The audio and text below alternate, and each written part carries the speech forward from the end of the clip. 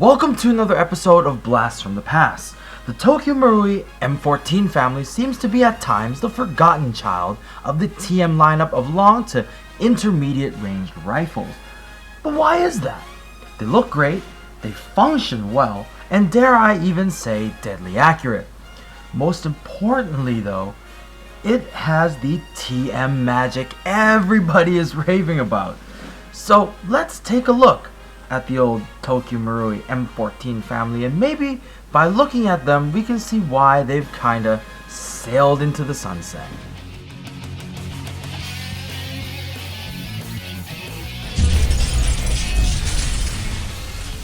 The story of the M14 is long and illustrious, and there are a ton of materials online as well as documentaries that you can watch that teaches you and tells you about all the history that went into these guns, making it one of the more interesting entries of the history of US small arms.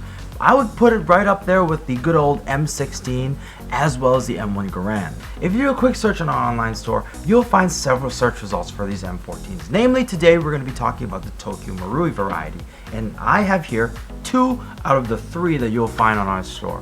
Here is the SOCOM 16 CQB with its shorter length and comes in this fancy black, and of course the old classic fake wood, of course, being Tokyo Marui walnut brown M14 battle rifle. There's also one more that comes in an OD, but I felt like these 2 are the ones I really want to focus on today. There is something beautiful about these 2 classics, and immediately you'll see it borrows some design inspirations from the M1 Garand, namely the action, but it features a box mag.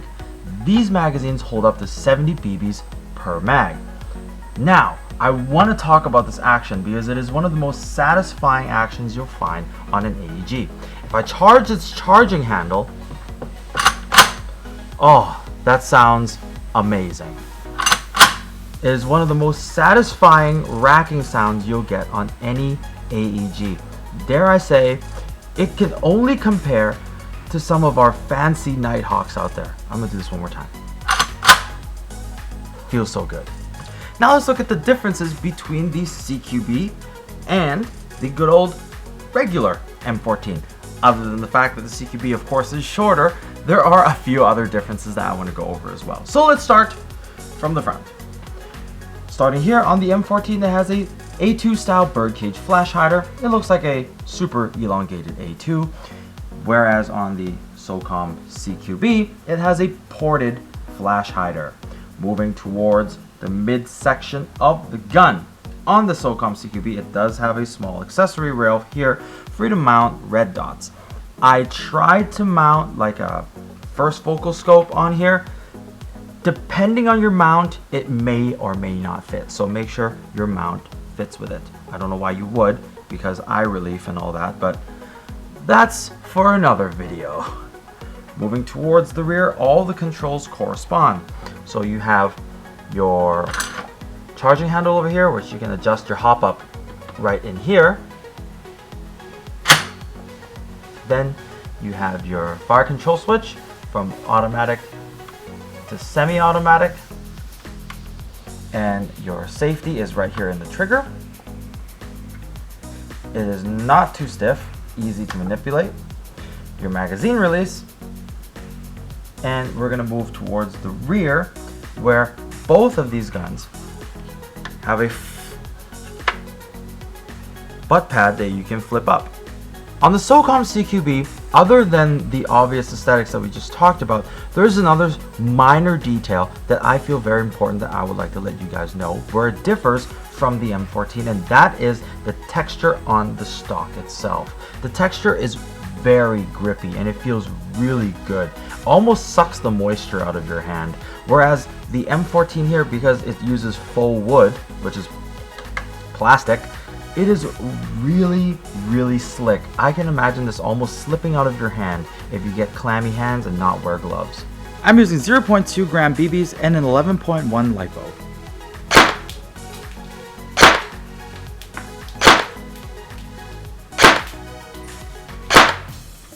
That Tokyo Marui magic doing its job.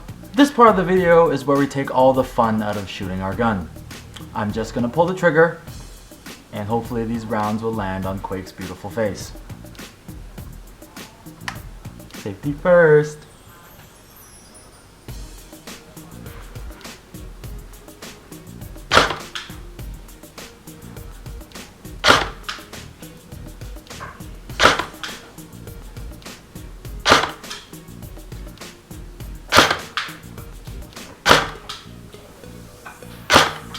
The 3.6s are flying exceptionally well out of the M14, but then again, it's probably got Marui magic.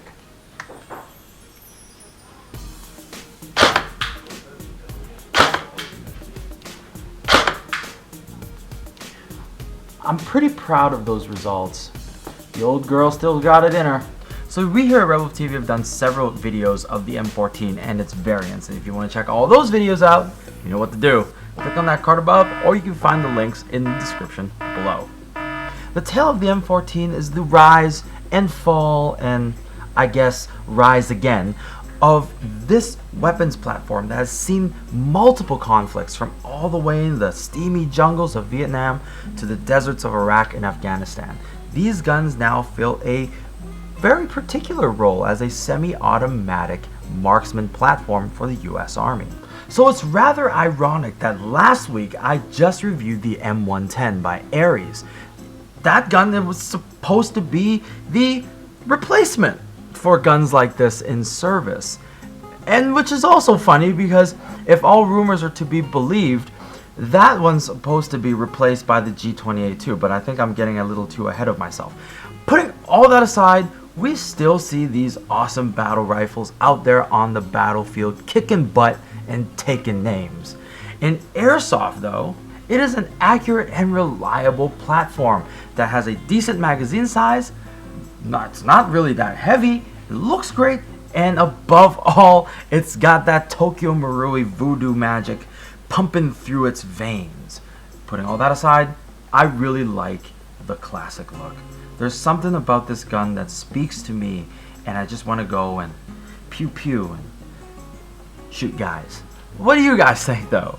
Would you use a gun like this? And what are your thoughts of guns like these that are kind of classics but kind of not? So let me know all that in the comments section below.